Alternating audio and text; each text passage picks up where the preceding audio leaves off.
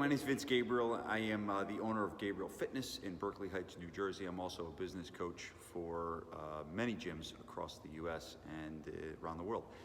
And obviously this is a really challenging time, and we're doing everything we can to help. And I know Perform Better is putting out really great info. So I recently did a coaching call with about 75 gym owners across the country, all looking to help their businesses succeed through this COVID-19 pandemic. And I talk about the leadership strategy that I'm using with my current gym, but also with my mastermind members. I talk about the 4-stage strategy that I'm using business-wise to help grow your business during this time. But the valuable thing that you're going to get out of this is going to be the financial information that I'm going to share with you. There's lots of different funding opportunities for small businesses right now. I bring on a financial expert, a guy named Mike WALDRON, who is super knowledgeable in this sense, and it gives you and unpacks all the different opportunities you have for funding that you may not even know are available to you. So the call is very raw, it's uncut. I wanted to get this info out as fast as possible, and so here it is. Enjoy it. It's 2 hours long, so there's lots of stuff. So grab a notebook and take some notes, but definitely going to get some serious info from here. Thanks so much, and best of luck. For your purposes, there's been a lot of things that I've been doing behind the scenes. You notice I've been kind of quiet on Instagram and stuff like that because I've had my sleeves rolled up, hence the flannel. And it's had my sleeves rolled up, and I've been working with guys in the mastermind as best as I can. And imagine that, running my own gym at the same time. So I'm going to start by welcoming our guest and giving you the agenda for today. Some of you that have been hearing from me, like some of you on the Surge call and like some of you on the Mastermind call, will have heard this stuff a lot before. Okay, but I will also be talking about the Paycheck Protection Program, which is kind of what you're here for. And I have brought on my friend, Mike WALDRON. Mike, can you wave hi? Okay. So that's Mike WALDRON. And if you want to know who your MVPs are, like in these situations, who your rocks are, well, there's no one that's been on the phone for more hours than this guy. With all his clients. And here's the deal. This is not a sales pitch for Mike WALDRON. He doesn't have the time to help you right now. So that's why we're doing this, is we're trying to give you as much insight and information as we can. You can't even hire him right now. So the reality is maybe you can be added to his newsletter list to get stuff. I don't even know. I don't think you're even writing emails right now. But Mike not is doing anything right now. Not doing anything right now. Same here. On the phone. So Mike is our CFO at GFP, and he's a CFO for many different fitness businesses. He's from the hedge fund space, so he gets the economic side, but also the political side, and he just really understands a lot of these laws. Now, there's a disclaimer here. There are things about the PPP, the Paycheck Protection Program, that not even the banks know.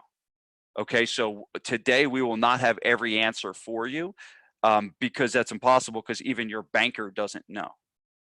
So we will advise you to the best of our ability today, but there may be certain questions, and Mike will say, you got to check with your banker on that one. You got to check with your accountant on that one. These things are going to be very individual on how you handle it. So the disclaimer before we start the call is a very way maybe some answers like that we give, because there's just not a ton of information right now on it. We'll give you what we got. Okay, so let me start by going through what is my overall strategy.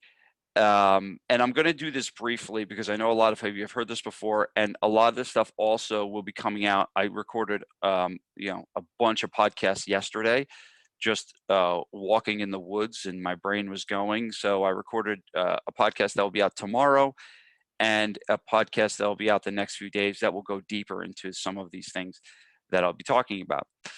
So I want you to envision right now a movie that you've all seen. a movie that you've all seen. And I believe that every one of you has seen Forrest Gump. Right? Every one of you has seen Forrest Gump. Type into the chat if you've not seen Forrest Gump. Type in the chat if you've not seen Forrest Gump, the movie. Jason, are you serious? Oh my God.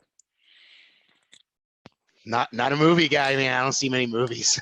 Wow. Geez, no, that's the problem. Jason's not a young buck at all. He's like my age.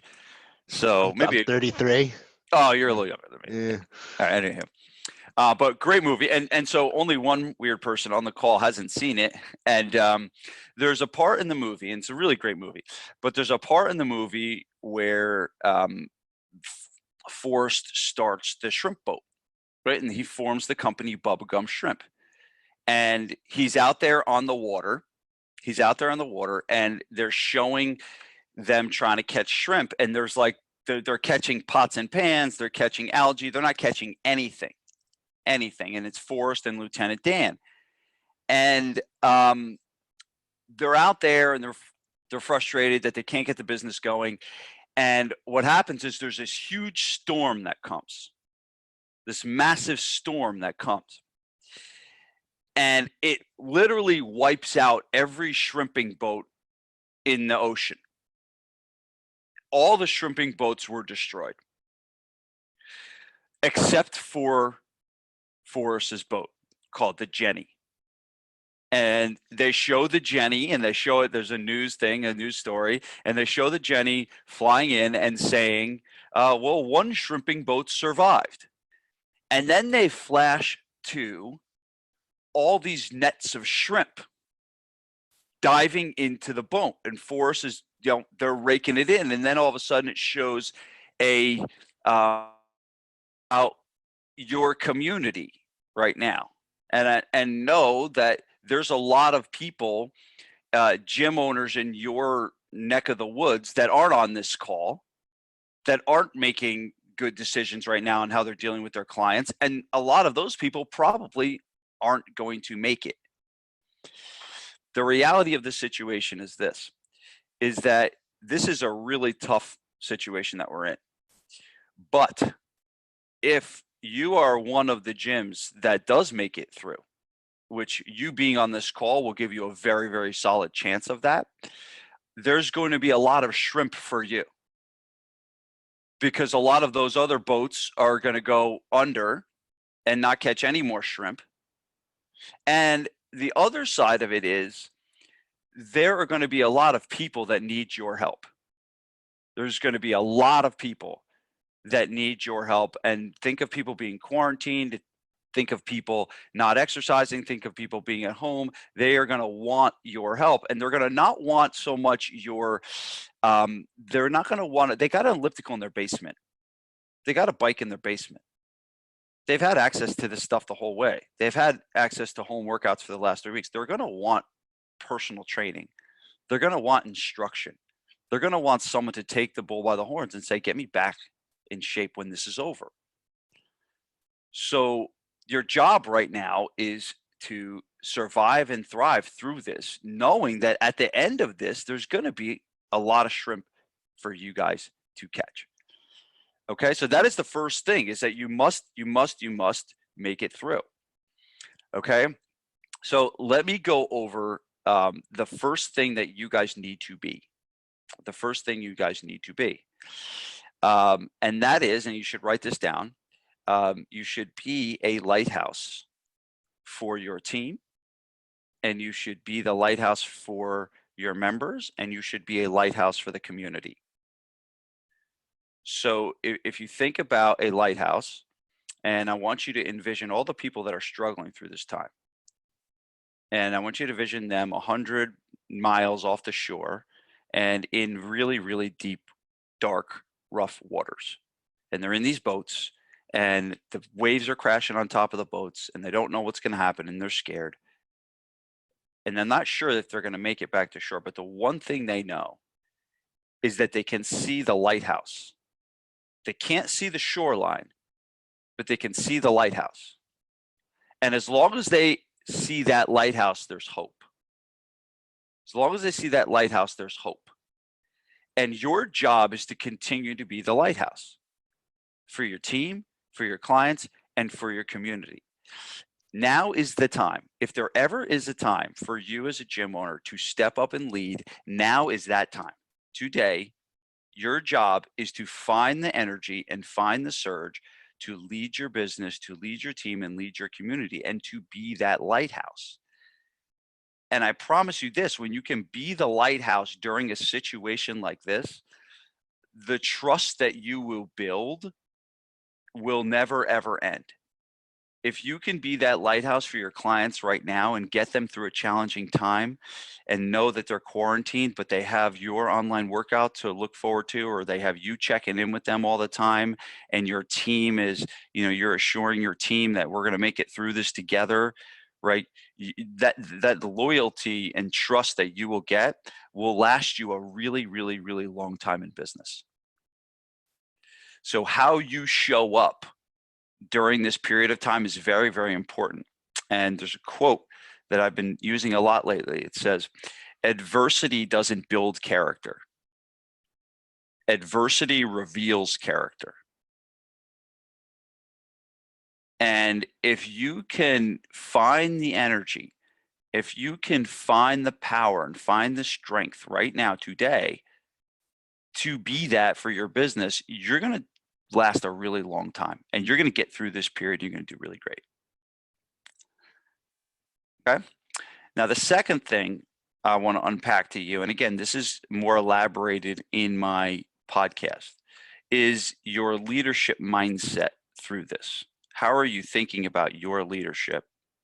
And the second thing is there's really three things. Okay. The first thing is you need to have JOCKO-like discipline. JOCKO-like discipline. JOCKO is, you guys have probably heard of him. He's the Navy SEAL, wakes up at 4:30 every morning. He's one of the most disciplined men on the planet. Okay. You must, if you're going to be that lighthouse, and if you're going to be that communicator to your team and lead your team, you must have JOCKO-like discipline, meaning you must not let your own fitness slip. You must make sure you manage your sleep. You must manage your nutrition. You must be impeccably disciplined during this period of time. Your level of discipline needs to be taken. And here's the thing, this is not easy, right? Because it's really stressful right now, and it's easy to kind of fall back on the crappy foods and the sugar and all that. Okay, so protect your business and protect yourself by experiencing discipline. Instill discipline in your team. Do not accept underperforming team members right now. Do not accept underperformance. It is not the time right now that you should be dealing with people that are going to give you problems, and employees that are griping, and team members that are like, I don't know if we, no way, not right now. Not right now. So you got to instill that level of discipline into your team. That's a really important thing. Have your people, if you have trainers right now that you're paying right now, make sure that they're being productive.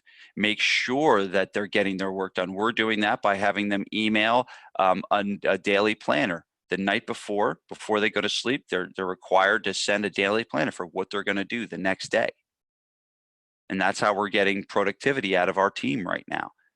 Okay, so JOCKO-like discipline is number one. You must raise your standards. Okay, if you are a decently disciplined person, you need to be a very, very, very disciplined person through this period of time. Okay, so that's number one. Number two is Disney-like creativity.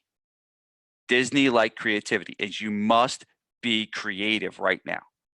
You can't just rely on, what you did before. If you relied on what you did before, all you'd be doing is closing your doors and hoping and praying that things work out. This ain't going away anytime soon. Okay, so you must be creative. You need to be creative how you're going online. You need to be creative on how you're following up with your clients. You need to be creative on finding things for your team to do. Okay, and know that creativity could transfer into things that are there for you in the future. So you have to think, and here's the deal. One of the most important things you can do to be creative is to surround yourself with other people that are coming up with ideas. Because maybe right now you don't have the ability to be creative. right? But maybe what you need to do is you need to leverage creativity. And that's what's going on in the mastermind right now is guys are just coming up with ideas left and right and then sharing them. So you should be latching on to other people you know and other gym owners that you know right now that maybe can help you through it. You know, I'm on a text chain with a few different gym owners that I know across the country, and we're texting every day about different things that we're doing and how we're handling the situation. So right now, if you're not coming up with good ideas for yourself, leverage people around you, leverage your friends, leverage your team members on what creative ideas that you can bring about. But you're not going to get through the situation without having really good creativity and finding ways to adapt your business and adapt your company for success. Okay. The third thing, the third leadership mindset is something called productive paranoia. Productive paranoia. Okay. This is taking a stance on something called the Stockdale principle. And the Stockdale principle is this. The Stockdale principle is based after a general in the Vietnam War that was captured, and he was a POW, and he was in there for like 10 years, tortured 20 times, and they interviewed him. He was a survivor, and they interviewed him, say, what was the difference between the people that lived and the people that died? And he's like, well, that's easy. He's like, the people that died were optimists. Think about that. The people that died were the optimists. And he went on to say, the optimists were the ones that were saying, we're going to be home by Christmas. We're going to probably, maybe Thanksgiving, maybe Easter. And those were the optimists, right? The optimists were saying they were putting a date on it, and they died of a broken heart. So do not put a date on when this is going to end. Do not say, yeah, we'll be back up running in May and bank on that, because you have no idea. So the productive paranoia tells you you must prepare for the long haul. You should have in your mind that this could last till September. I really hope that doesn't happen. I really hope that doesn't happen, but it's possible. Anything is possible right now, and you should have that in your mind. What happens? What do you do if this lasts till September? Have that in your mind and be thinking about that. Productive paranoia. Do not be thinking, yeah, we'll be good. We'll be good in May. Things will be back on track. That is setting yourself up for failure. Okay? Have some paranoia, but make it be productive. Okay? So those are three leadership mindsets of way you can think. Now, very briefly, I'm giving you my 4-part strategy. I recorded a whole podcast that's coming out tomorrow that goes deeper into this. I want to get to Waldron's and the money stuff today. Okay? But there's really 4 parts to the strategy that I've used for myself, and that's the difference between me and other consultants. I am walking this line with you guys right now. All right, everything that you guys are doing, I've had to close my gym just like you've had to close your gym. I've had to fend off people wanting to go on hold just like you have. I've had to shift to online training just like you have. So I'm literally walking this path with you every step. Okay, and this is the exact strategy that I'm using with my gym, and it's pretty much the exact strategy I'm teaching to Mastermind. And my goal in telling you this is not that this is all secret information, but really this is just stuff that you need right now. So the first part of the strategy is preserve what you currently have. Preserve what you currently have. If you think this is bad for you, what I want you to think about is what would life be like right now if you owned a restaurant? If you think this is bad for you right now, what would life be like if you owned a restaurant where your revenue went to 0? I'm willing to bet none of your revenues has gone to 0. And you have 2 very, very important things right now that is very beneficial to you. Okay. The first thing is you have some semblance of recurring revenue. Right. And that's what I talk about when I say preserve what you currently have. You have people, you have them on contracts, you have relationships, you have people that have been with you 10 years. All that goodwill that you've been putting into your clients right now should be showing up right now. So there is a really good chance that you're going to preserve a lot of what you currently have. And we have Mastermind members that have literally have one person go on hold during this whole situation. Just one person. They preserved almost everything. Okay.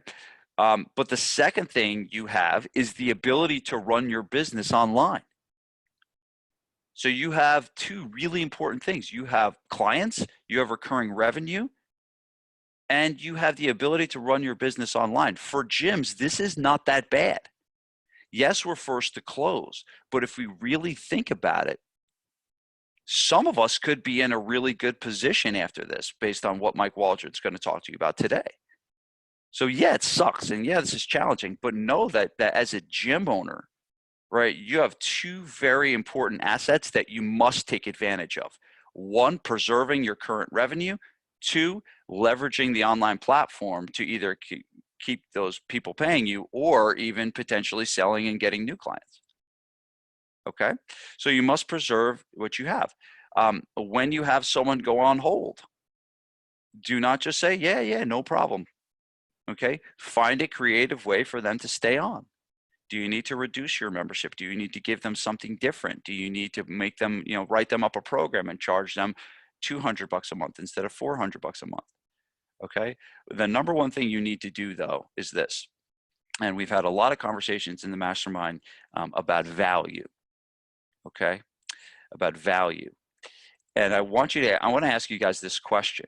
And the question is, do any of you have people at your gym that have been coming for a long time, but they haven't really lost a lot of weight?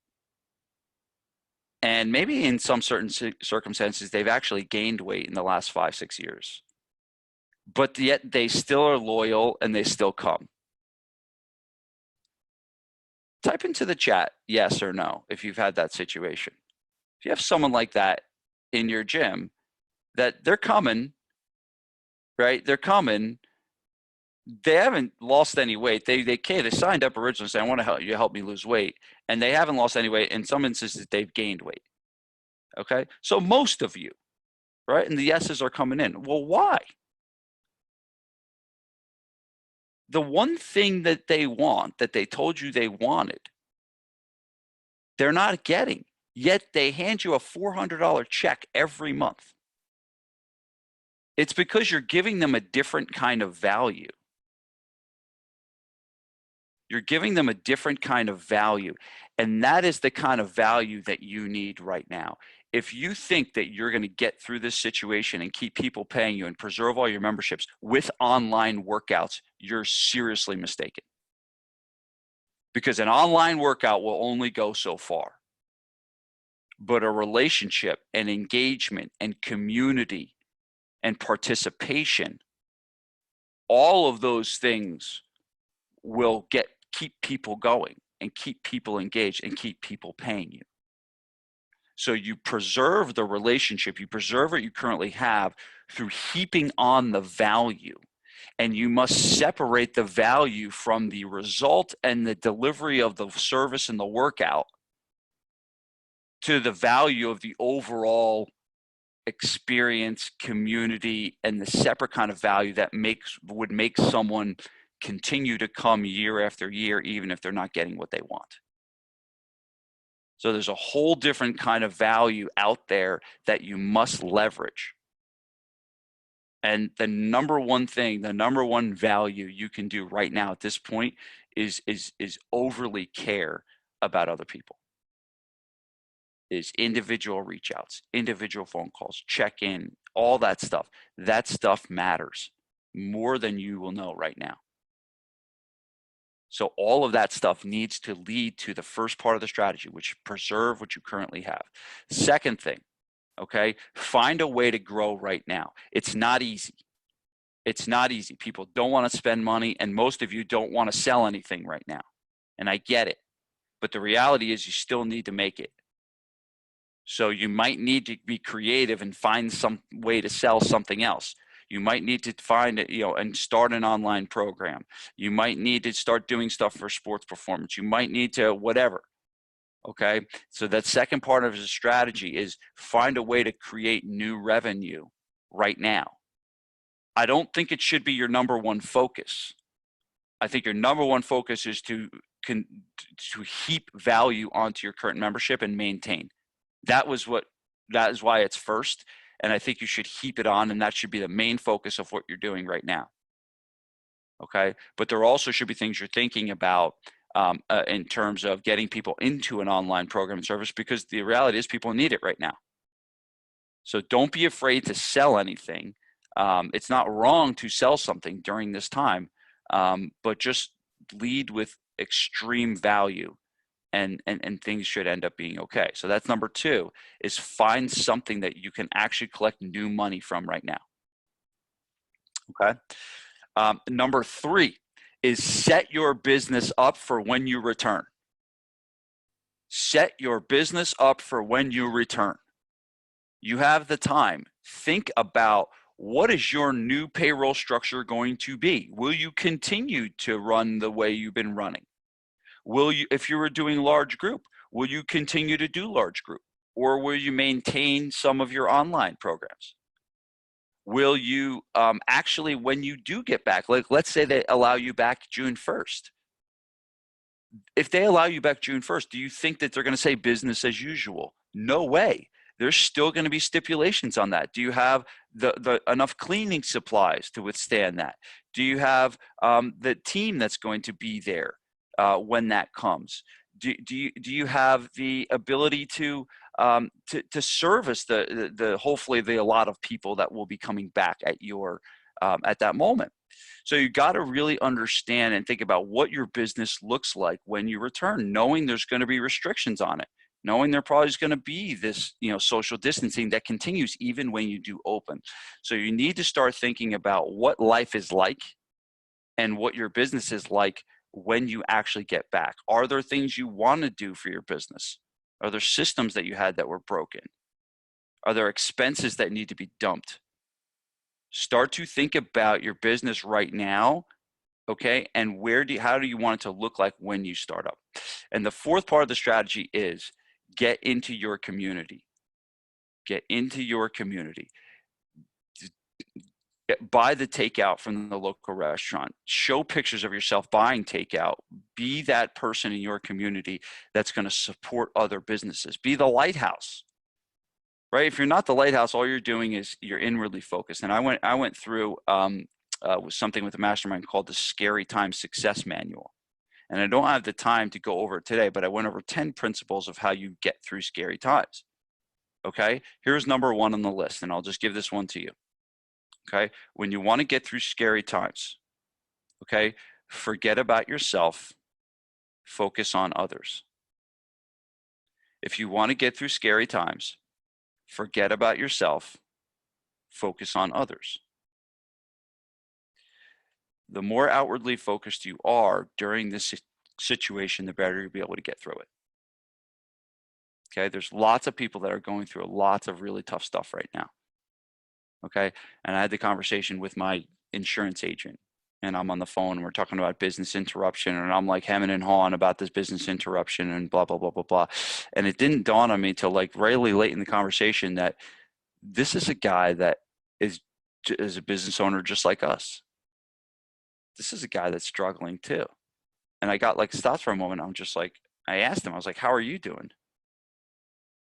Right? And he was like, man, I just lost 4 clients. I had 4 clients that went out of business, man. It's like going to cut my revenue by like by a quarter. So just know that like there's people out there helping you, and there's people serving you. The banker that you get on the phone with to help you with this loan is also struggling with this right now. All right. All the people that in the world right now that you're communicating with are struggling with this. Okay. Put others before yourself, and you'll be able to get through the situation much better. Okay. So that is my 4-part strategy. Again, that's abbreviated. Tune into my podcast tomorrow to get a much, yes, most business interruption. Again, remember what I say, take it with a grain of salt, but I do believe that business interruption is more covered for things like acts of God, like hurricanes and other things like that. I do believe that this type of thing is not covered on business interruption insurance, which makes the conversation we're about to have much more important, right? And if you think about it, they do that for a reason, because if there's a hurricane, right, it only usually affects like one area of the country. right? So like when Hurricane Sandy hit, it decimated New Jersey, and it didn't really do much to California, right? So the claims that only came for a certain pocket. This is a situation that's infecting the entire world. So imagine what the insurance company would have to deal with if all of a sudden every business in America was calling them saying, I want to get my business interruption insurance. They wouldn't be able to support it. So that's why they leave it out, which sucks for us, but it's where Uncle Sam comes in and allows us to get some relief. So the fifth part that I want to talk about is protecting yourself financially. It's protecting yourself financially, and this is where we're getting into the stuff that you probably came here for. But I have a couple quick points before Mike starts to go. Number one is you must manage your expenses right now. You must manage your expenses, and you must look at all the little subscriptions and all the little things that you're spending on. What is not essential right now? What is not absolutely essential right now, and how and do you need to do away with? All right, that's like the baseline of it. You got to look at your expenses and you got to see what you can cut. All right, easy one right there. Number two, negotiate your lease. You should not be paying your lease this month in April. All right, or if you're going to pay for it, it should be 50% down. Get some kind of relief from rent, knowing that the people that own buildings are going to get relief from the banks. They're going to get relief too. So don't feel bad about asking about it. Everyone's asking for it. If you're not doing it, you got to go do it. Send an email to your landlord and just be like, hey man, X amount of clients have put their membership on hold. It's really uncertain times. And again, yes, some Charlie are not going to be friendly. I have heard most of the landlords have been actually pretty good with it. Right. And the reality is, even if, and Mike told me this, even if you don't pay, they're not going to kick you out right now. Right? What landlord is going to actually kick you out? Are they going to physically remove all the equipment from your gym right now? So I'm not saying don't pay your lease, but no, they're probably not going to kick you out if you don't pay. Okay. Negotiate your lease. There's all kinds of ways to do it. This is not what that's about. There's plenty of resources out there for you to talk to about that, but that is a way that you can reduce your expenses. Okay. Number three is, in addition to what we're going to talk about. Okay. Yeah. Billy says, no one's going to take anybody to court right now. So it's almost like this, like free for all. It's like pretty crazy. But number three is get a line of credit or some type of a SBA Express loan. These two things are separate from what we're going to talk about, and the actually specific programs that we're going to talk about. I just have to get my computer's about to die. So the first thing is a line of credit. If you followed me for any length of period of time, I've been preaching that you should have a business line of credit if you've known me, as long as I've been coaching entrepreneurs. Okay, you should have a line of credit. If you don't have just a basic general line of credit, go to your banker today and get one. Okay, another form of a line of credit is called an SBA Express loan, which is a line of credit that turns into a term loan. So you have a regular line of credit, and then you also have something called an SBA Express loan. I believe SBA Express loan, Mike, is only through Bank of America, correct? Well, there's a couple loans. There's through Bank of America, the SBA Express. You could also go. I'm sure everybody's gone through the SBA.gov and has signed up for the EIDL loan, yep. Which is the. We'll talk about that one. Yeah. Okay, so we'll go through that one. But I want to try and separate the actual what's the disaster relief versus what's like normally available. Yeah. And what's normally available is a regular line of credit and a bank, and an SBA Express loan is not specific to the disaster. Exactly. Okay. We just want to go to the disaster loans first, and we'll get into where. Yep. So there. Number four. Remember, liquidity. This is an important thing to understand. Okay, liquidity is not the amount of cash you have. Liquidity is the amount of cash you have access to. Okay, so having a line of credit, even if you never use it, that improves your liquidity. When you improve your liquidity, you're in a better position to last in something like this. So even if you got money sitting in the bank, you should be still working to improve your liquidity. And the line of credit is a way that you don't, it's different than a term loan. A term loan is basically you take all the money and then you got to pay it back. A line of credit is you only pay it back if you actually use it. Okay. And a lot of the fees and stuff like that are being waived for things like that. But another way is to increase. I guarantee you this, there are lots of clients that are really rooting for you right now, right? You probably have felt it. There's lots of clients that are out there and they're like, I support you, and make sure you keep billing me, and make sure that, there's a lot of goodwill going on right now. Okay, a lot of goodwill going on right now. That is an opportunity. If cash flow is an issue, to go to some of your wealthier clients that you have a good relationship with and get some paid in fulls to help improve your cash position. And whether you give them a discount or not, that's up to you and your decision. But remember, cash is king in this situation. Okay, if a business runs out of cash, the business goes out of business. So you must maintain your cash, and paid in fulls are a way to do that. And know that you have clients right now that, if they got 30 million in the bank and they lost 10 in the stock market, they still got 20 million. Their $400 gym membership is probably not as much of a concern as it is to you saving your gym. And you'll never get it if you don't ask.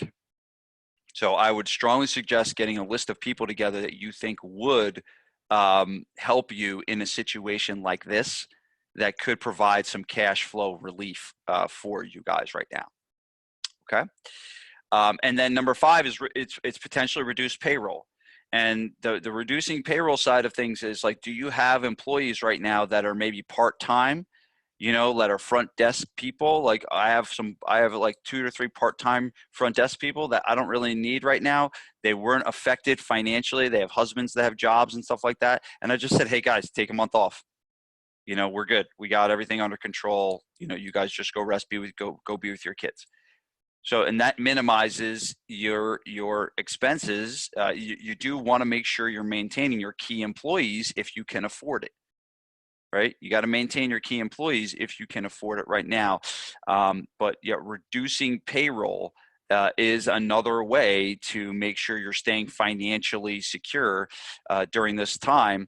But not going too crazy, because we have some stipulations of how much actually you can reduce payroll to be able to get access to the grant that we're talking about. Okay. So that kind of leads us to the PPP. That leads us to the Paycheck Protection Plan. This is, there's a lot of things out there, but I've been talking to Mike every day on the phone, and we've been managing these situations. This is something that you definitely want to most likely participate in. That being said, it might not be the only thing that you should participate in. It could be a combination of 2 things that we have to talk about today. But the Paycheck Protection Act is the most I don't know what the word is, the most inviting thing to participate in at this point. The biggest right part of the stimulus plan.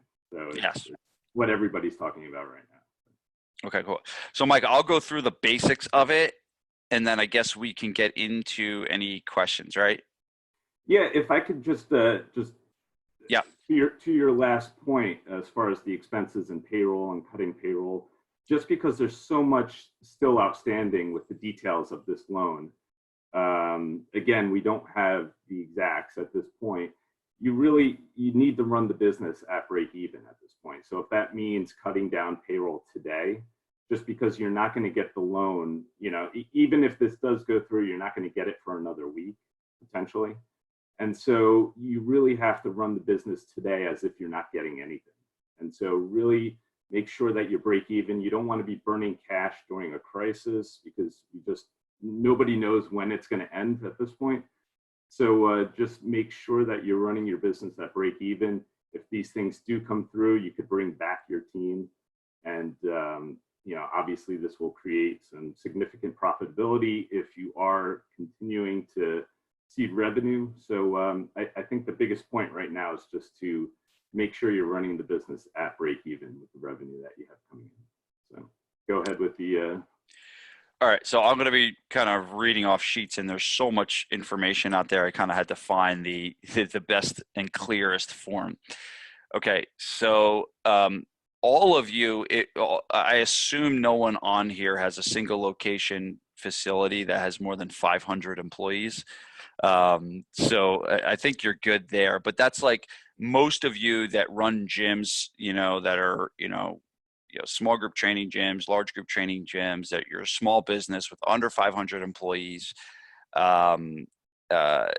You've been in operation starting on February 15th. So if you actually just opened up in January, you probably wouldn't be able to participate. So you have to be in operation on February 15th, 2020 going forward. That's pretty much, so all of you most likely are able to participate in this. Even if you have independent contractors, you are still able to participate. We aren't sure of the circumstances with independent contractors at this point. I don't know, Mike might have more info on that, but we're not quite sure. The amount of the loan, meaning how much can you get? Remember, I'm talking about specifically the PPP, the Paycheck Protection Plan. Okay, PPP, also called, is it called the CARE Act or is it part of the CARE Act, Mike?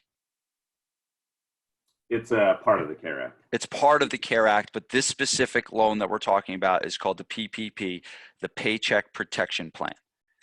Okay, here is how they are actually calculating how much money you can get. You would take what your average payroll was in 2019, from January 2019 to December 2019.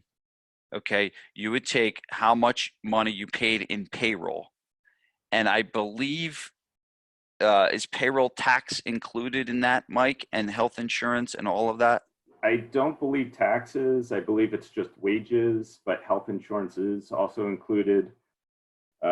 Retirement investments, I believe, is included. But okay, and their salary is also included in the loan, correct? Exactly. So if you paid yourself a salary, that would be included. So the way you would take that average number, what your payroll was, what you paid yourself, any type of benefits and things like that, average month, right? Average month. So let's say your average month is 10,000 a month. Your max loan, the max amount of money you can get is 10,000 times 2.5.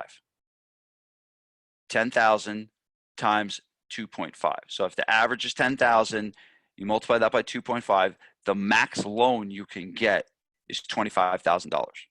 Now, for some of you that have higher payrolls, it seems like a lot of money. For those of you that run very, very lean, it might not be a lot of money, which may beg, do you need to leverage the other things that they're providing as well? And I believe, Mike, you can participate in both.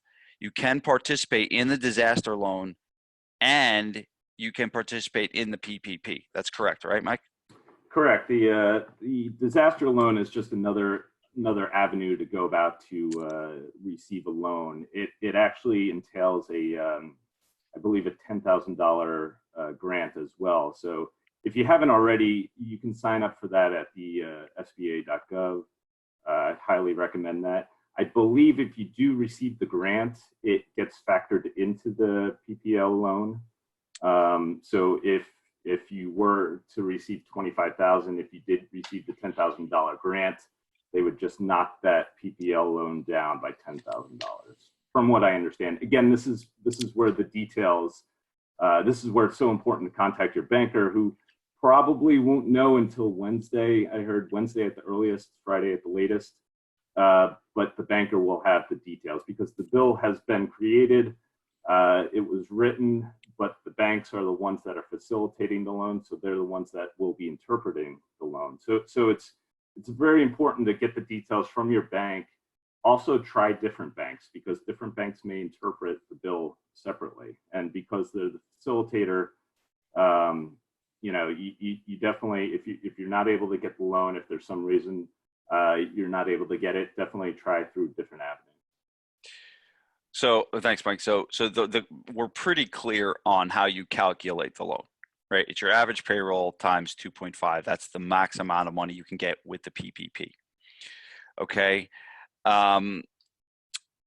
Now, the beauty of this and why this is so enticing, okay, is let's say you borrow 25,000, okay, and you are able to get a some or all of that forgiven, which means it's a loan that turns into a grant.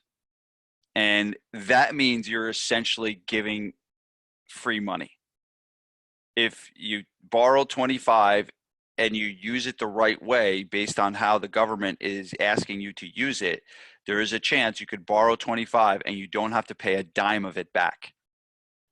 There's also a chance that you borrow 25 and you have to pay 20 of it back, leaving you a loan of $5,000. So there is those circumstances. But the reason why this is so inviting is that the majority of it should be forgivable. So the way it's forgiven, okay, is you take the 25,000, okay, that let's say that we loan, and they are going to look at the 8-week period from the inception of the loan. So let's just say, for example, you get your loan on March 1st or April 1st, and you get the money. They are going to look at your business from April 1st, when you got the loan, 8 weeks forward, so 2 months essentially. And the forgiveness side is this: they will look at, in that 8-week period, what you spent on these things. Write these down. What you spent on rent, what you spent on payroll, what you spent on utilities.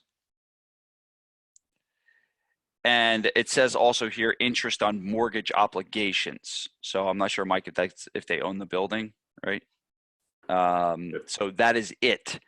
Okay, so it's rent, payroll, and utilities. So let's say over the 8-week period, the combined total of what you paid in rent, payroll, and utilities was $25,000, and you borrowed $25,000. That full amount is forgiven. Okay, now I'm telling you based on what I'm reading off this bank sheet. There is a possibility there could be some monkey wrench, and I wouldn't put it past them. But, you know, in my conversations with Mike, they want this to be helpful for small businesses. They want this to be a good situation for us.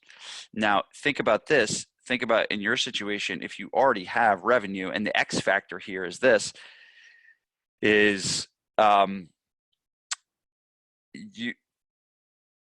you qualify for relief, is a language that they're using. And Mike and I had this conversation last night, and how they determine how you qualify for this is up in the air. I am hoping they're just going to be like, okay, you have a small business under 500 employees, you're good. We'll give you the money. But there is a possibility they could look at, you know, how you're affected by this. And if one of you is affected and you're not affected by this, meaning you've only had one client go on hold in this situation, well, there is a chance that they might be like, well, you weren't affected. But again, something we don't know, another kind of thing we've been thinking about. But no, at the end of the day, there is a forgiveness side of it. The interest rate on the loan will be no more than 4%. Will be no more than 4%. So not to say that it will be 4%, it will be no more than 4%. The beauty of this is there is no collateral required for this loan. They're not going to ask for a personal guarantee, and they're not going to ask you to put up your business or your house. That is one benefit of the loan. What you should be preparing, you should prepare to know the number of your estimated payroll costs over the last 12 months. I would say start gathering that backup over the past 12 months. You know, get together your payroll stubs for the past 12 months. Get together your financials for the past 12 months. Balance sheet is what they're looking for, and any invoices as far as your healthcare insurance.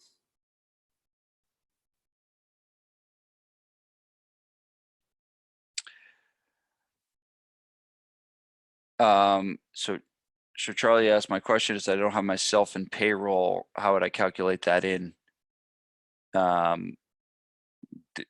You know, I'm guessing, Charlie, did you not pay yourself at all? If you didn't pay yourself at all, then. And that's sort of the devil in the detail right now, trying to figure it, because single member LLCs are able to access this loan as well. You know, people that don't have payroll. And so how are they going to calculate that? They'll probably look at the net income. That's probably why they're looking for your financials. So there's a possibility that you're going to receive not only 2 times your payroll, but potentially 2 times your payroll plus, you know, whatever you're drawing on the business. Again, that's the detail that we have to find out through the bankers. So I'm going to turn it over to Mike after these last 2 points. Okay, the first thing is, do what Mike just said, is start collecting your financials and have an estimation and know what your around what your loan is going to be. So you can start factoring in around what your loan is going to be. The second thing you need to do, and this is what you need to do today, okay, is you need to create a relationship with your banker, right? And you need to call them and tell them that you want to participate in the PPP. Okay. They may send you like a form or an application to fill out. No one is probably going to be like, yeah, let's go right now, because it's not ready yet. But what you need to be doing is you got to make sure that you're just establishing that relationship, because here's the thing. There's going to be a shit ton of people that are going to be flooding the banks for this. And you do not want to be number 975 on that banker's list. And in my experience, you know, a lot of these bankers are kind of these people that don't like to work very hard. So go ahead and make sure that you're on top of that, and get on your banker and be like, I want to participate in this program. What do I need to do next? Those are the 2 big action steps that I'd be taking from this specific part of the call in terms of the PPP. Okay. All right, so I'm seeing a lot of very specific questions here. I just gave you the big overview, and we're going to do the best we can with answering some of these questions. So Mike, would you rather take some of these questions on the chat, or do you want people to ask them in person? In person is fine. I've been trying to roll through the chat, but you know, I think in general, I just want to go back to the point of the bill states you have to certify that you've been impacted. I think we've all been impacted, but to your point before, what does impacted mean? Whether you'll qualify for this or not, if your revenue hasn't really been impacted is the big question. And so that's where I go back to the point of making sure, because we haven't talked to our bankers yet, because they don't have the details, just making sure you're running the business right now at break even, cutting your expenses, cutting your payroll if you have to, and just make sure that we don't have a burn rate throughout this entire process, because you'll just get yourself into obviously more difficulty blowing up your balance sheet. To that point, I saw some questions about the EIDL loan, which again is active. You could sign up for that on the SBA.gov website. They are offering the $10,000 grant, so I would get in line for that. The SBA typically takes a lot longer. The PPL through the banking system is obviously a lot better than the SBA. the SBA typically takes longer, weeks, months, and so we don't know how quickly we're going to get that loan and that grant. So the PPL is really the number one thing. The other place to look, a lot of my guys are going to their state websites, which are also offering plans and grants. So make sure you check that out.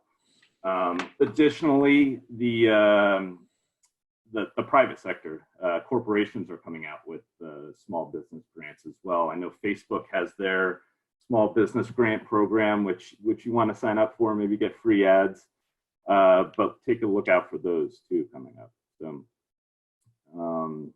I don't know if you guys just want to open it up to questions. Yeah, so let's open it up to questions. So just go ahead and unmute yourself, and I'll try and manage this as best I can. So unmute yourself and ask a question if you'd like.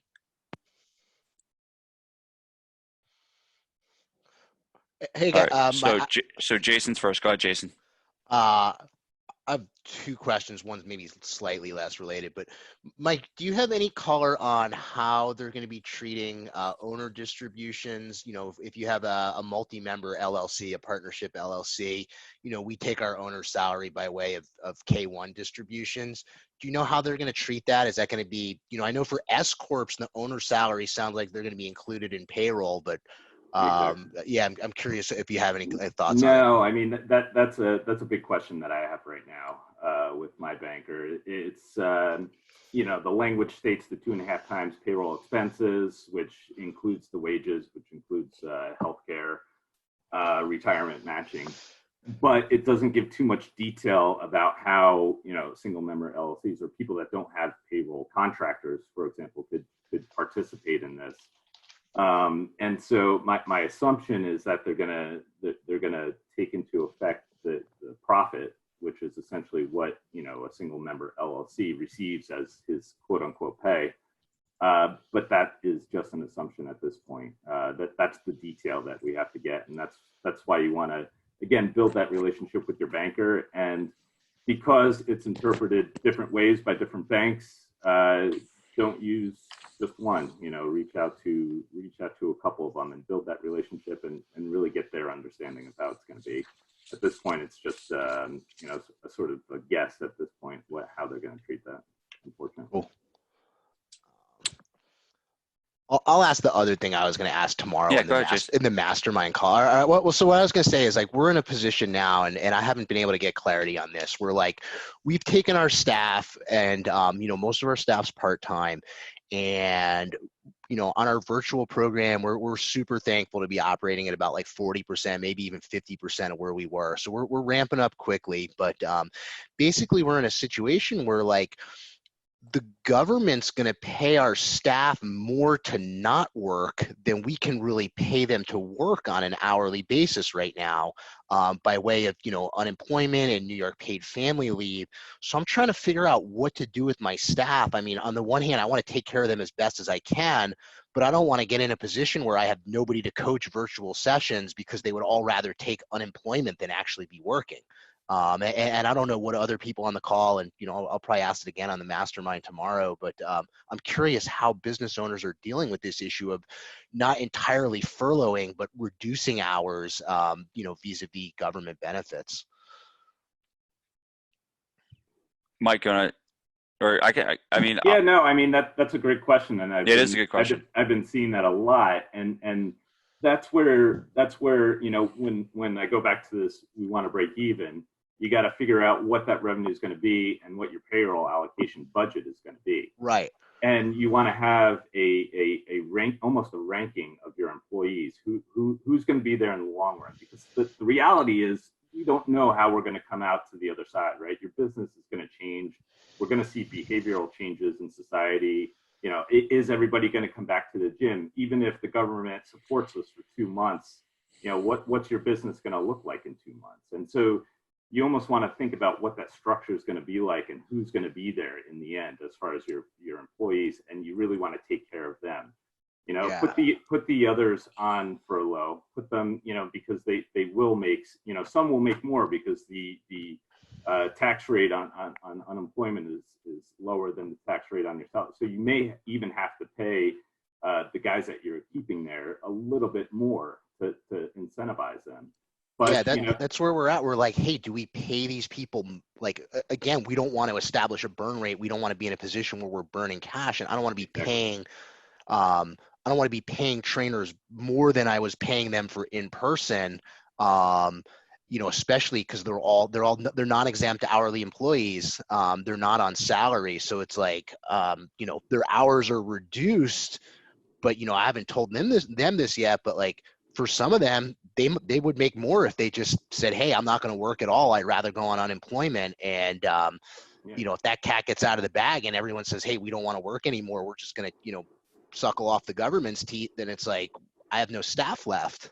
Well, the risk to that is that, that's only going to last for 3 or 4 months, Right. So they're going to need a job. Right. That's they're going to need a job at some point. Right. Here's the other thing too. People are much more grateful for that job that they used to hate right now. Yeah. And We've certainly seen the that. 5 a.m. sessions that they had to go to, that they're really grateful for those things right now. And you're seeing a lot of that come out. I mean, the thing I would shine the light on is, Jason, the most important thing you need to protect, right, is that 50% of your business that's still there. And Right. if you furlough too many people or get rid of too many people, it drives you and Joe up the wall, meaning you're not able to facilitate that 50%. Exactly. If that 50% drops, you're in a much worse situation than you were before. Exactly. Yeah. I So right think now you we're need just to trying have to run enough to be able to run the business that you currently are at. And then, and at the same point in my, strategy is, what are you doing to continually grow that 50%? And is that possible, during that time? So I get what you're saying, and I think it's a really important thing. And I think Mike, I kind of shadow what Mike said was, you got to do everything you can to keep your key employees. We all know that there's probably some employees throughout this that we're okay letting go of. And there's some employees that, man, we got to keep them some way, shape, or form. The one thing with the PPP that I didn't mention is, you cannot, if you do reduce, you are able to reduce hours in that 8-week period by a max of 25%. So without penalty, meaning you can reduce if someone's doing 40 sessions a week, you can take 25% of those 40 sessions, and I'm not good at math, so I don't know what that number is. How many sessions is that? If you go from 40 to 25% of 40. And none of you know either, because it's 10. So you basically, 25% would bring in them from 40 sessions to 30 sessions. You can bring them from 40 to 30 with no penalty to you in terms of the payback of the loan. Everyone understand that? You can bring them from 40 to 30, which drives your payroll down of what you're paying out. When you go above 25%, if you brought them from 40 to 20, you're now at a reduction of 50%. That will start to creep into how much they pay you back for the loan. Does everyone understand that part? Okay, cool. Jason, you good? All right. Let's have a question I on myself. that. I'm good. Okay, cool. Jimmy, go ahead, bud. Yeah. So is it 25% of your total payroll or 25% of each employee's payroll? Ooh, that's a good question. I believe I read, let me, So I think there's almost 2 stipulations here from what I read, and again it changes, and again we need to get the detail from the banker, but it's both the total payroll amount, but it's also the number of employees that you had. So it's the average number of employees that you had over the past 12 months. What did you bring back? Like we talked about, you're going to have to let people go today to break even. But once you get this loan, you could bring the team back. And the question is, how many people are you bringing back? Is it 75% of the team? You could still get 100% forgiven dollar for dollar. If you bring less than that, it's going to be a percentage. So you'll still, even if you don't bring back 75%, even if you don't have 75% of your payroll back, you will still have a percentage forgiven. And so the key is just managing that loan and managing that payback. Again, because you don't have to bring everybody back, because you may not, again, when we come out of this on the other side, you may not need that structure. And so you don't have to bring everybody back. You don't have to use you don't have to get the entire loan forgiven, but if you manage it correctly, you could pay off the excess amount back at the end of this 2-month period and then manage your business from there. So I think to your point, there's two stipulations as far as the number of employees and the dollar amount surrounding that payroll expense. I think the way that we're looking at it, and the way that we talk to our accountant is like, hey, let's just take as much money as we can get here under this, and it's like, then we're going to figure out the grant in a week or so as things become more clear. And it's like, worst case, you pay it back at 4%. But even if even if you're only able to get half of it rolled into the grant, well, you still came out with half of that money free in your pocket. So it's like, that's how we're approaching it.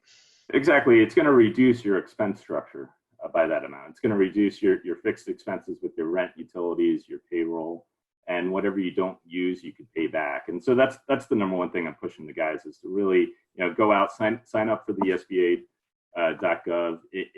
It's not going to, it won't have any effect with the PPL loan. So sign up for both. Go to your local government websites, sign up for those grants.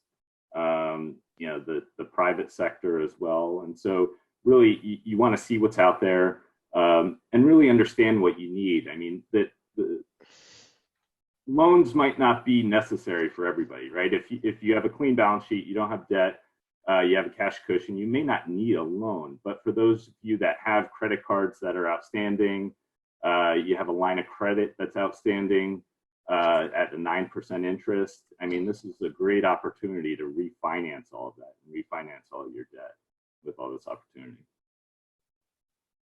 I have a question. Go ahead. So you guys are saying that, and I know that we don't have all the answers yet, but saying that, they're going to look into your payroll, utilities, and mortgage or whatever. Rent. Sorry. So let's say, my landlords have been really nice, actually. The girl actually was in West Africa studying when the Ebola outbreak happened. So she's being very sympathetic to everybody. So she's pretty much telling me that she'll let me distribute this month and next month's pay, rent throughout different months. So that though, in the long run, would really screw me over, right? Correct? To get the grant forgiven. Well, I guess yes, because it'll only screw you over if you could. Here's the problem, because we don't have the details today. Yeah, and I know that. Yeah. But what ideally what you would want to do is pay the rent these next 2 months because the government's paying it, and then push off that concession that they're giving, for June and July, when the government's not paying your rent. But in essence, whether the government's doing it or your landlord is giving you concessions right now, the key is really getting that off of your expense structure in the near term, making sure you're break even. The only factor would be if you can't, right? If you did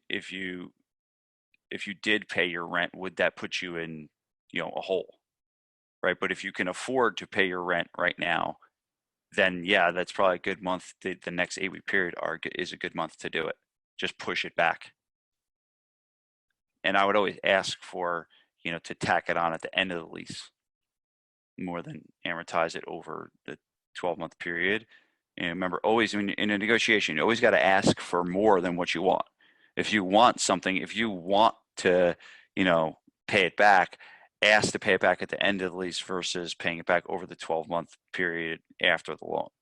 So always ask for more than what you want.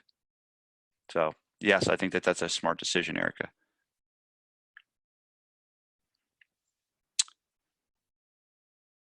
Who's next? Nick? Question. Is there an ability to utilize the funds to select the time when you want to use the funds? For example, right now I don't really need people, but I could really, let's say I get open on June 1st to select June and July as the 8 weeks that I'm utilizing those funds. From my understanding, it's an 8-week period after you get the distribution. So whenever you do get the distribution, it's that 8-week period. What you use to spend on the payroll, rent, and utilities. So, in your case, I think the PPL loan, you can, then I don't know if you have this in front of you, but I believe it's open till the end of the year. And so if you technically don't need it today, where there's going to be a rush of people at the banking system anyways, potentially you could wait another month or two and then get it. But again, that's speak to your banker, understand the terms of not only the loan, but the forgiveness, the grant. That's the biggest thing right now. But I believe there is some leeway, but it starts once you get the distribution. So it's all dependent on when you do get that. Yeah, I would concur. Talk to the bank on that situation, because it's like I have a bunch of stuff here, but again, it's like I own a gym. I'm not a financial consultant. You're not a banker. I mean, that's the thing. The banks are interpreting the bill right now, and like I said, they're going to interpret it differently depending on the bank. So the key is to really, talk to your banker and understand the forgiveness, understand how much. Really, it's understanding how much you can get, what the forgiveness terms are, and then really having a plan off of that. Whether you're going to get the entire amount forgiven or potentially take the loan, refinance some debt that you have. And so it's really first about getting the keys of how much you can get and what the forgiveness terms are, and then, making a plan off of that.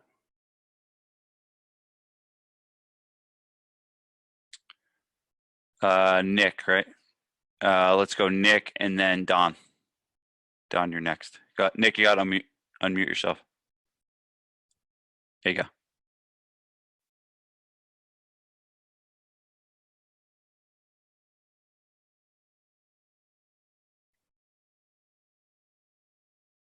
Nick, I don't hear you. Well, let me try. All right, Nick will type it. Let's go to Don. How you doing? Can you hear me? Yep, you're good. Okay. So in my situation, I know you're in Jersey also. Governor got on. I put all my employees right to unemployment. Do I still qualify for the SBA? Because I was on the website last night, got to the last part, but I still have utilities, still have rent. Does the SBA grant? Do I need to have payroll? You got that one, Mike? the EIDL grant. Yeah, on SBA.org. I believe that the whole EIDL and the PPL is really, it's the government trying to put working capital into the system. And so they understand that everybody had to put it on furlough. I think once you get the loan, especially the PPL, once you do qualify for that, you have to bring everybody back. And I believe that is the same for the EIDL. But really what they're trying to do is take people off unemployment at this point. And so they're trying to bring everybody back. The EIDL, I believe you could still get the $10,000 grant. So I'd still complete that application. But I know specifically for the PPL, you'll have to bring everybody back.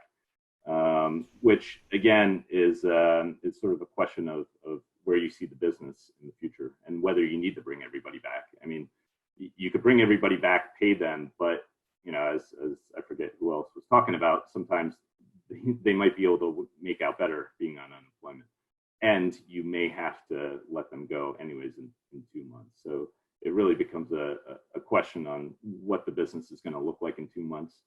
And how much you want forgiven, what you want to do with that loan, potentially use it. It's going to be a low interest loan that you don't have to pay back for 6 months.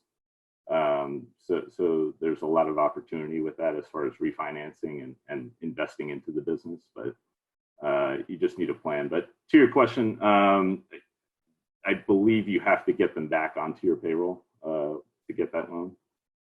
But again, the SBA, I think it's going to take a lot longer. So I would sign up for that, but just go to your banker and sign up for the PPL and get a full understanding of that first.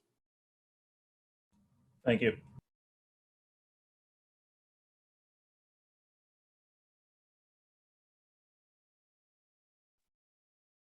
Who's next? We reward people with the courage to speak and ask their question. Marty. Hey, Vince. Hey, Mike. What's up, brother? How you doing? All right. My question, I don't know if it was answered because I had to leave the call for a second, but I've been paying myself an owner's draw ever since we opened. So we're not running it through the payroll company. We're just writing ourselves checks. So how does that impact what we can ask for? We include that in our calculation? I believe so, Marty.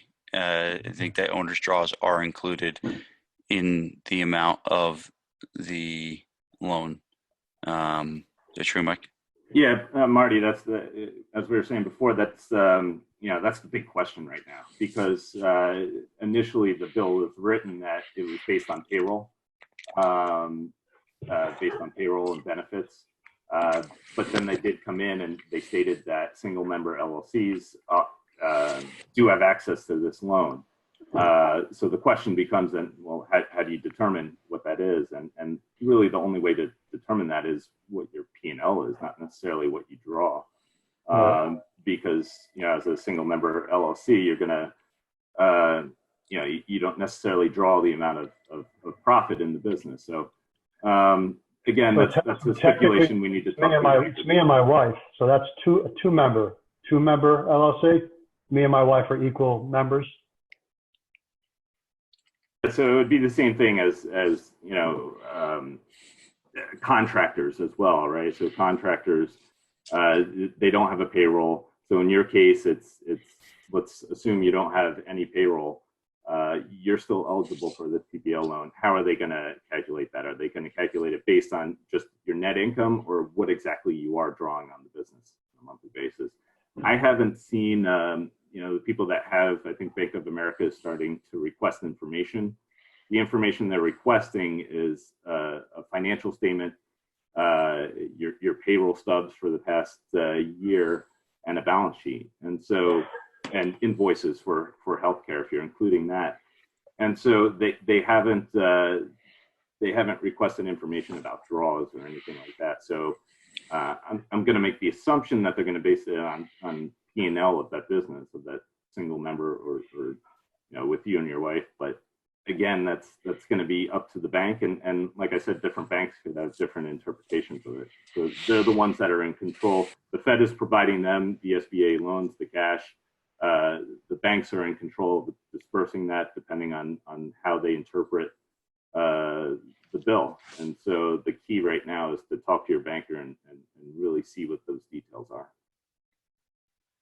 Okay. The other thing is, you said the last 12 months, or the 12 months of 2019, we only recently started ramping up our payroll.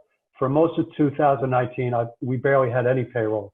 So that's probably going to hurt us if it's going to be the average for 12 months. Yeah, that's Vin, I don't know if you have it in front of you, but I initially read in the bill that it was for 2019, the 12 months. But then this is where, again, Bank of America is the one banker that I was working with.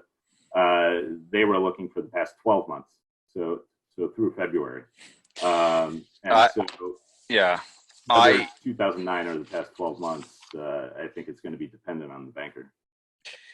This actually says the average total payments for payroll incurred in the last 12 months. So exactly. This would say, good. When I was on the conversation with the U.S. Chamber of Commerce, they said 2019. So again, like two different stories. This one, and this was sent to me yesterday. The call I had to U.S. Chamber was last week. So every minute it's changing. So I'm hoping, Marty, for your sake, that is the average total payments for payroll costs incurred during the last 12 months. So it does not say here 2019. I'm hoping that too. Me too, for you. Yeah. And I also had to leave the call with part-timers my employees are all part-time, so that's not a worry. Mike, I didn't see that. I saw Daniel posted something about that 12 part-time pay employees are not included in this. I'd find that hard to believe. That, I mean, they're still employees. And Yeah, I think payroll. that's that is obviously another question. I think that's where it comes into number of employees. So I didn't see any stipulation between part-time and full-time. It was more number of employees, and it was dollar amount. So you need to keep 75% of that dollar amount and number of employees, whether they're part-time or full-time. I haven't seen a distinction between the two. So I'm going to assume that it's both part-time and full-time, and that's where it's a factor of the dollar amount and the number of employees. Okay, thank you. Got it. I want to get Nick. I want to get to your question because I know that your mic is not working, but I believe it's the same thing that actually we just answered that question. Okay, so Nick, your question was just answered. I believe we're hoping it's the last 12 months for certain people's sake, hoping that they give you a choice, right, of what's better for you in terms of getting the amount of the loan. All right, who's next? I have a question. If I could jump in. Hold on. Who wants to jump in? Dave. Go ahead, Dave. Yeah. Lena, you're next, and then TJ. So my question kind of piggybacks off of Don in New Jersey. So if you have your employees furloughed right now, so our state did just like New Jersey, they shut us down on March 17th. The earliest we can open is May 1st. Most likely it's going to be June 1st.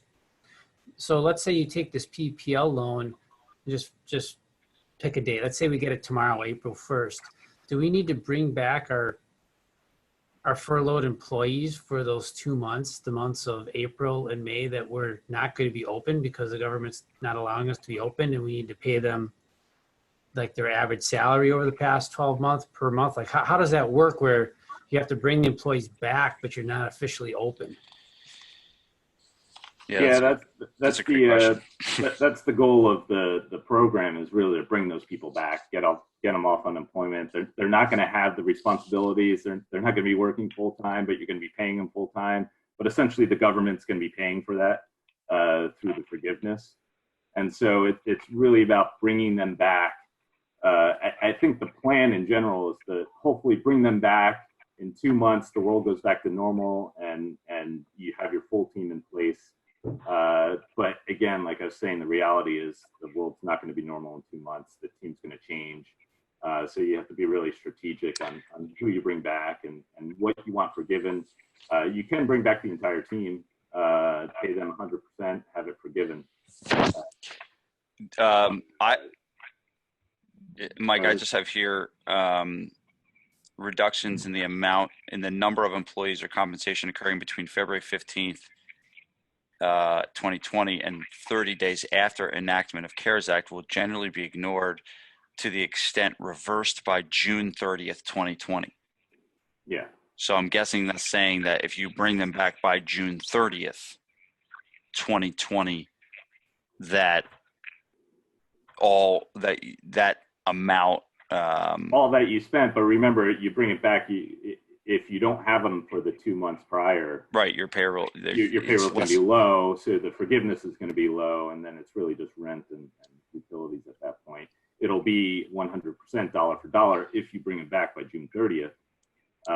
But the amount that you're going to get will probably be a lot higher than what you're actually going to spend. And so it's key to realize that whatever you don't get forgiven is going to be a loan that's going to be on your balance sheet. You're going to have to owe it back at some point. And you're not going to want to use it starting July 1 to have a full team and not enough revenue, and then you're starting to burn. You have a burn rate again, and you're just going to blow up your balance sheet at that point. So it's key to really have a plan through this, understand how much you're going to get, how much is going to be forgiven, pay back the remaining amount if you don't need the loan. And again, restructure your business. We talk about being break even now. You want to be break even on July 1st as well. And so it's really strategic as far as how many people you're bringing back and what the forgiveness is going to be and what you're going to do with the rest of the loan when it's not turned into a grant. Yeah, there'd be a big gap between what the loan amount you had versus what your payback would be if you furloughed them all. You'd be able to get a lot of money because it's based on the payroll of the last 12 months. But if you let them all go, your payback over the period, your payroll is going to be essentially at zero, minus what you pay yourself. So yeah, it's a tough situation to work through. But again, your bankers hopefully will be able to be that kind of calming voice.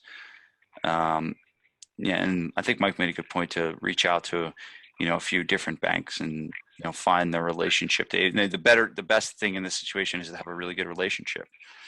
Actually, one of my other things when I went on the Scary Time Success Manual is forget about your commodity, focus on your relationships. Right? Forget about your commodity, focus on your relationships. Like, there's nothing better right now to have good relationships right now. Like, I have a good relationship with my bank at Merrill Lynch, and I literally was able to secure a line of credit in like a day, because I was able to get them on the phone very quickly. I was able to tell them exactly what I wanted, what I needed. You know what I'm saying? So relationships matter. Think of the relationships with your clients right now. Some of your clients are paying you lots of money for air, for online training. They're paying you $500 a month to do online training. Well, there's no online training program on the planet that's $500 a month, right? To show yourself dancing around on Facebook Live. Okay, they're paying you because of the relationship. So that's why I said, going back to the first one, is forget about yourself and focus on others. That is how you strengthen relationships. So the better relationship you have with your banker, the easier this is going to go. All right, who's next? Someone needs to be muted. Who are you? I'll find you. Alina. Alina, you up? Alina and then TJ. Okay. Can you hear me? Yep. Okay. So if I just applied for a line of credit through a local bank and I got denied for my business credit score, but not my personal. Would you recommend taking out a personal line of credit or just looking at another bank for business credit? Right now, because the SBA loans are good faith loans, I would focus on that and see what you can get out of it. And it all is dependent on if it's needed today. Do you need it today? It's very specific. Hopefully not. Hopefully you can sort of get the business to break even today if that requires furloughs and requires lowering payroll. I would do that today and then really try to get these SBA loans, because again, they're good faith loans. I think because of the political climate that we're in and because Main Street got left behind back in 2008, these loans are going to be easy to access. I say that, but again, I want you to work on really getting the business to break even today and then making those adjustments, bringing back payroll if you have to, if you get the PPL loan, if you get the EIDL loan, that'll be 3.5%. That'll be better than anything that you get as far as a line of credit from your bank. So if you sort of wait and really see how this pans out, if you can't, obviously you have to do what you got to do. But I wouldn't go into today or go into April with a burn rate, just because we have no clue when this is going to end. We have no idea when this is going to end. So you don't want to burn rate today. You want to make the business break even today. During any crisis, you can't really predict what tomorrow's going to look like. So I would try to be break even, not need the line of credit necessarily today, and then see what the SBA, what the government's going to provide, and go from there. Okay, thank you.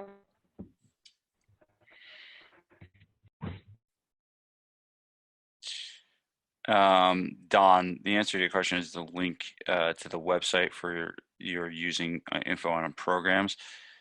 The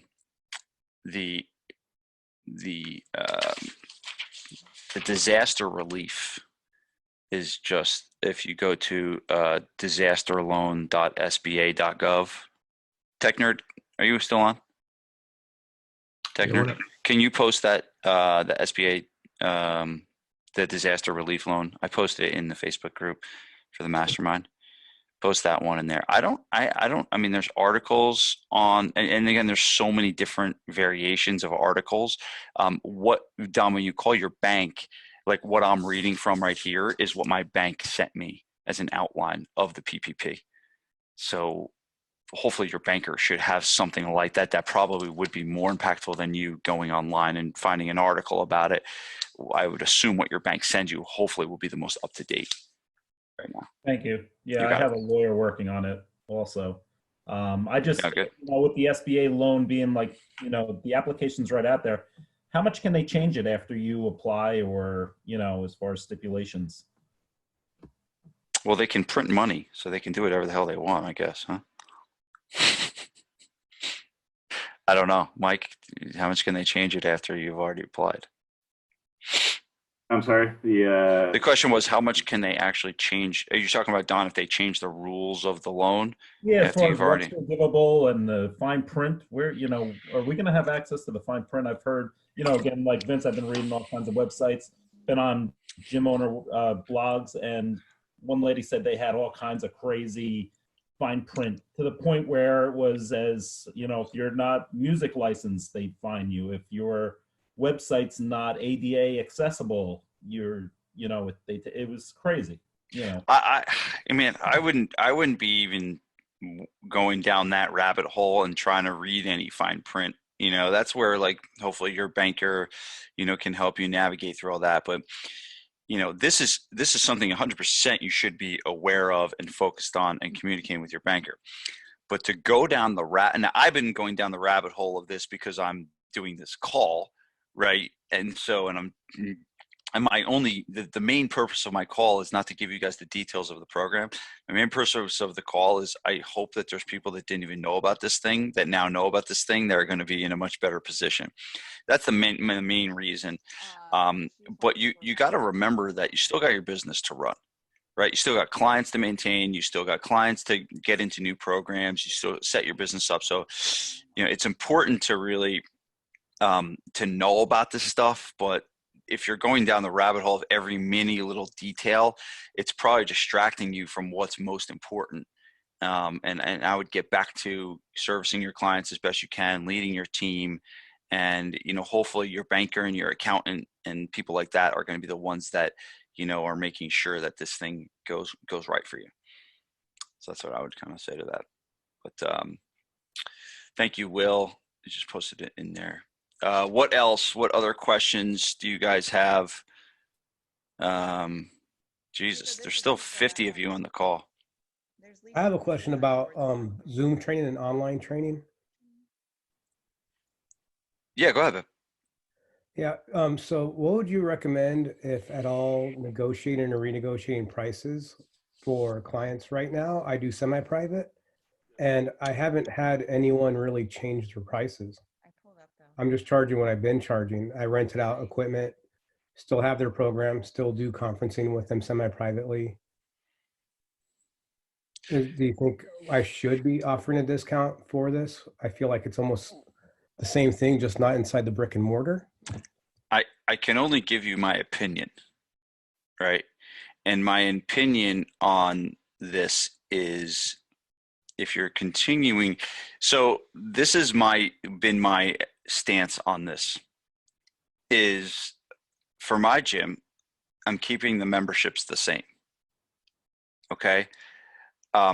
My aspiration and what I have been bending myself over backwards is to make sure that I heap way more value than what they're paying. So my first choice in this situation, especially in the time that we're in right now, is to keep doing what you're doing and keep payments the same, and put together a program that heaps on the value. If you just charge them what you're charging and you give them one online workout a day and aren't over delivering and aren't reaching out to them personally and aren't helping them with nutrition and aren't making things fun and aren't engaging them, then you should probably be getting a lot of calls saying, why am I paying this much? But we have other circumstances. So I have not had any calls at all, not one call that says I want to lower my rate. There's only 2 calls. One, make sure you keep billing me because you guys are doing a really damn good job. 2, I need to put my membership on hold. I really don't think there's a lot of in between. Now, the caveat to that is what happens in a month, 2 months. And that is, I am still in search of that answer of what I am going to do personally. I still think that I do think it matters of what kind of gym you have versus if you're charging $150 a month. I think it's much easier for you to keep billing what you're billing. But when you're charging $500, $600, $700 a month for personal training and you're doing it over Zoom, it gets a little harder. Not impossible though. Not impossible though. So I do think that you're doing the right thing right now. The big question is, if you are, what kind of gym do you have? Is it small group or large group? Small group. The studio itself, 800 square feet, very intimate boutique. Average is about $250 a month. Okay. So at $250 a month, you're not killing them. And, so I think that for someone like yourself, you probably could keep going. And that's assuming you're doing maybe, Zoom calls where you're doing small group workouts. And my job has just been to really just do the best I can to mimic what we've been doing in the gym, just it's online.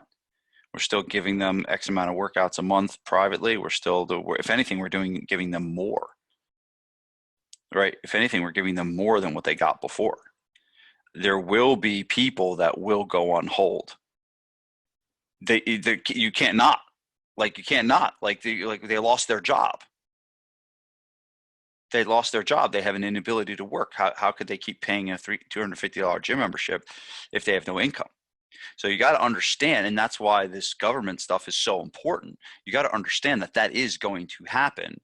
And in New Jersey, where we are, it's going to happen more because a lot more people are impacted by this. So it's, there's some areas like, I have a client in the mastermind in Minnesota. He's gained clients. He's literally gained 5 clients in the last 2 weeks and has lost like 1 due to a hold. So it's like a lot of it too is, where your area is. But know that this situation, like Mike, would you say we've hit the peak yet? I don't think so. No, not yet. Not yet. So we're not even at the peak yet. So buckle up. Get ready for a ride. You can do it. All right, man. Thank you. You got it, bro. TJ.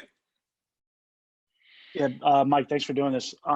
One thing, if we're not going to get forgiven, do we, before we make the decision whether to take the grant or the loan, will we have what the loan terms are before we make that decision? Exactly. So once you do get approved, you'll have the terms, and that's the biggest point right now, to figure out what those terms are. If you don't have anybody, if your accountant's not on top of this right now, what I would suggest is really putting this loan into a separate bank account and almost reimbursing yourself when you pay rent, when you pay utilities, when you pay payroll, so that you know what is going to be reimbursed, right? And so you could come out of this and there may be 50% that's not forgiven, but that you have that 50% sitting there. You didn't spend it by accident. It didn't get thrown into something else. You could just take that money and pay off the loan. And so you end up with nothing on your balance sheet at the end of the day. Right. So you could pay it early without having to pay the interest, or you have to pay exactly. The interest, I don't think, is going to kick in. From what I read, I don't think it's going to kick in for 6 months. So you could hold on to it for a little bit, make sure you get through the clear, and then pay it back later. But just the biggest thing is to understand what's going to be forgiven. And so getting that detail from the banker and and understanding that it is payroll, that it is my draw, that it is the IRA benefits. What exactly is it? And then tracking that once you receive the money. So once you receive the money, you're not going to have to pay interest on it right away. You could really account for what allocation it went to, and understand, at the end of the 2 months, what your liability is at the end of the day. Gotcha. Thank you. And TJ, I saw your note about the full-time equivalent, and that's sort of the point where the language is just very vague, and what exactly does that mean? And that's, right. I think it's they're not like when you're applying for it within the well, I guess after the payroll, so we haven't applied yet, but even on the small business, they don't really stipulate when you're applying for it. So it's all just going to be up to I guess whatever they're asking for to prove it after the fact. That's the only thing that's obviously everybody, it's so up in the air whether they're going to on June 30th decide that, oh, we're only going to give you 50% of it or whatnot. But that's where it's super important to get that detail of the forgiveness, and whether it's based on number of employees, whether it's based on the total payroll percentage. Because you don't want to bring back 3 out of the 6 guys, pay them the full payroll allocation that you were paying, give them a raise and all, and then find out that, well, you only brought back 50% of your team, so we're not going to forgive that amount.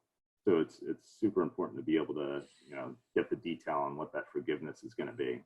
And like I said, I think it's going to be based bank by bank, depending on how they interpret the language. As you can see, it's very vague, so it's going to be based on what the bank decides.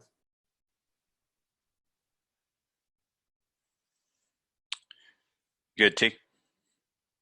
Yes. Thank you. Thanks. You got it, brother. Good job, man. Who wants to go next?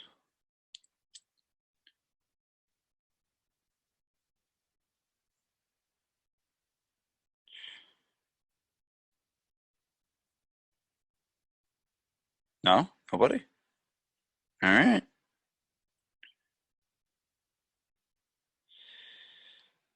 Trying to think if there's any questions that we haven't covered.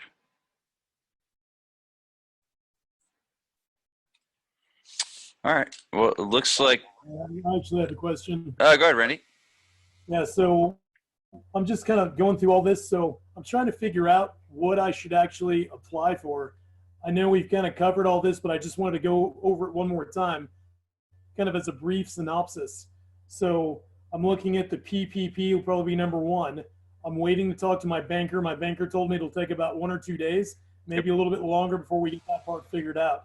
The second one I'm looking at is the SBA EIDL grant.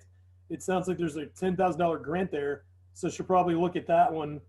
And then I'm going to check my state website, look at private sector grants, and I guess back to the SBA.gov, I guess they have loans there too. So it looks like possibly 4 different things: the PPP, the EIDL, state websites, and private sector, I guess in synopsis, what we should be looking at. Exactly, and obviously we want to focus on grants, right? So money we don't have to pay back.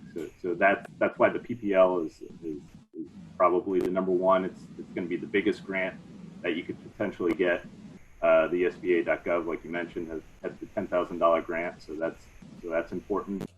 There's probably going to be a lot of avenues you can go to for loans.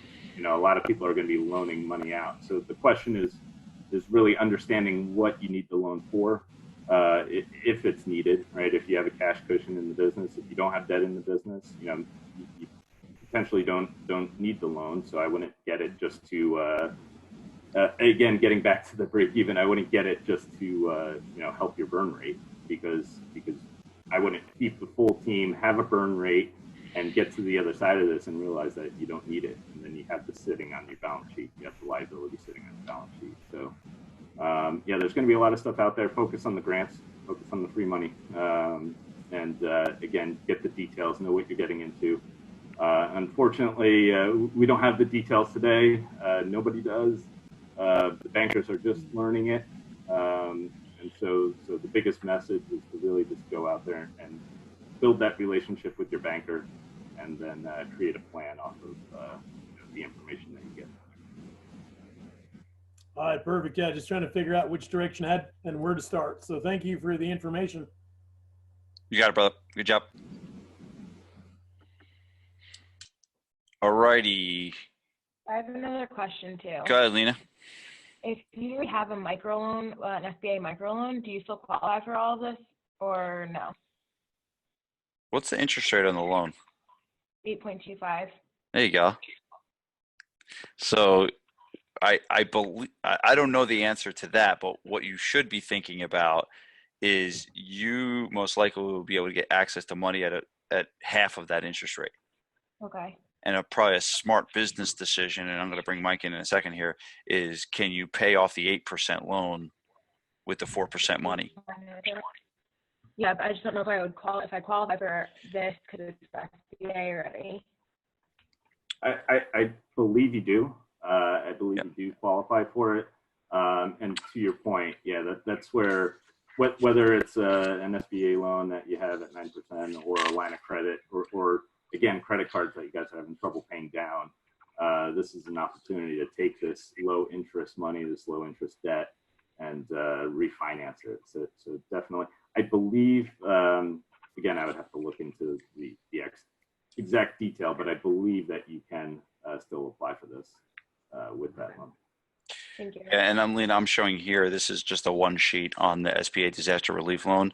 It says interest rate is, and again, this is what this says here could be different, but interest rate's 3.75.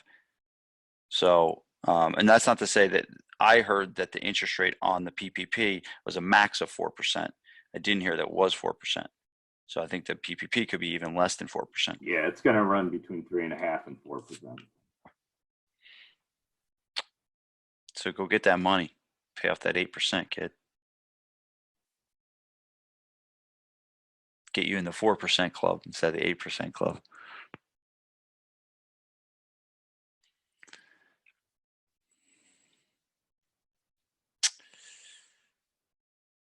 Any final questions before I let poor Mike Waldron get back on the phone with some panicking gym owner?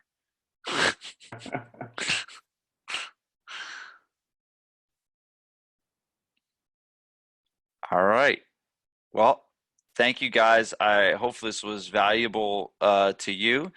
As I promised, there's no pitch, contrary to what you might know from me, but there's no pitch. And I hope you guys have success and you guys get through this really challenging time. Tune into I have 3 podcasts I recorded yesterday that goes into much deeper of what I kind of started the podcast with. So 3 more coming out in the next few days.